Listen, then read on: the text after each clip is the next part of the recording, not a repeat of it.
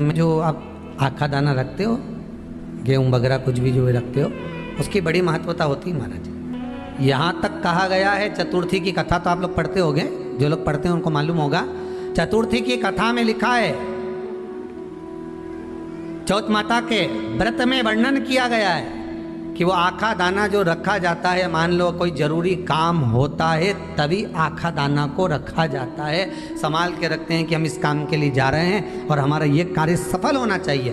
तो जिसने चतुर्थी का व्रत करा है, जिसने चंद्रदेव का पूजन करा, चतुर्थी का व्रत करा, वो गणेश जी से विनती करके वहां से 2-4 आखा दाना उठा ले और जो व्यक्ति का काम अटक रहा है अपने ही घर का, पर दूसरे कुल को नहीं देना, अपने ही कुल के अंतर्गत जो काम अटक रहा है उसकी जेब में, उसके पल्लू में उस चीज़ को रख दिया जाए। तो चतुर्थी जो अगली आती है, जैसे आप महीने की करते हो तो महीने की, और आप जैसे करते हो कि 4 अलग बड़ी बड़ी चतुर्थी करते हो तो उसके अनुसार आपका कार्य सिद्ध होता ही है। उस आखे दाने का इतना महत्व होता है क्योंकि चतुर्थी का व्रत करने वाली माता जब व्रत करती है तो स्वयं चतुर्थी की कथा में लिखा हुआ है कि पार्वती जी गणेश जी से चतुर्थी की कथा बचवाती। तो चतुर्थी की कथा जब होती है तो उसको स्वयं गणेश जी बाच रहे हैं। तो व्रत कौन सुन रही है? माता पार्वती। और आपने जो आखा दाना लिया वो गणेश जी के भाव से लिया, गणेश जी से निवेदन करके, विनय करके, प्रार्थना कर उसको प्राप्त किया। और गणेश को बेलपत्र, शमी पत्र समर्पित होता है। आपको कथा में वर्णन किया था, 33 कोटि देवताओं को भले बेलपत्र नहीं चढ़ेगा पर 33 कोटि देवताओं को शमी पत्र चढ़ता है। और उसमें एक गणेश जी महाराज और एक बाबा भोलेनाथ, इन दोनों को शमी समर्पित होता है। कथा में पहले भी वर्णन किया, आज फिर आपको समझ लेना बहुत अच्छे से।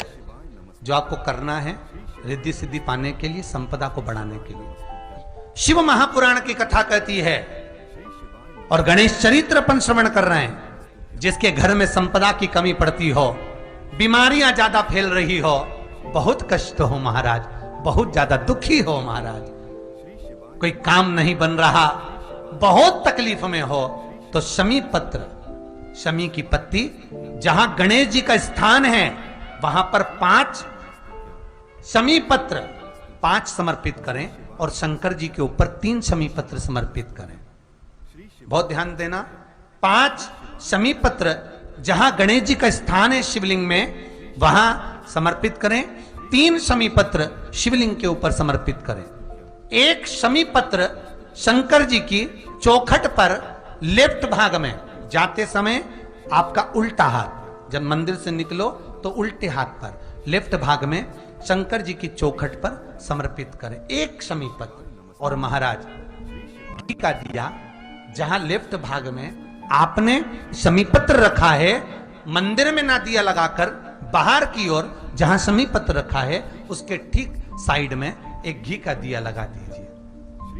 केवल गणेश चतुर्थी से लेकर अनंत चतुर्दशी तक गणेश पुराण कहती है भगवान गणेश जी का, मोर ध्वज का, मयूर ध्वज गणेश का नाम लेकर जो ये दीप शमी पत्र चढ़ा देता है उसके घर से कभी रिद्धि सिद्धि नहीं जाती, वैभव प्रतिष्ठा नहीं जाती। कर देखना, अगले साल तक आपका व्यापार कितना चलता है हमको बताना जरूर, करके देखो एक बार। गणेश पुराण का, शिव महापुराण का ये प्रसंग करिए, जीवन में उतारिए। चतुर्थी से लेकर अनंत चतुर्दशी तक गणेश जी का मूल स्थान, आपको गणेश जी की मूर्ति पर चढ़ाने का नहीं बोल रहा है। क्यों नहीं बोल रहा है? क्योंकि गणेश जी की आप प्रतिष्ठा करोगे तो वो टेम्परेरी है, 10 दिन के लिए कर दिया फिर वापस विसर्जन कर दिया।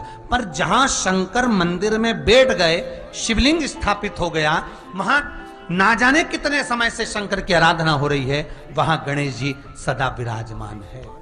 और देखो ये 10 दिन में अगर आपने शमी पत्र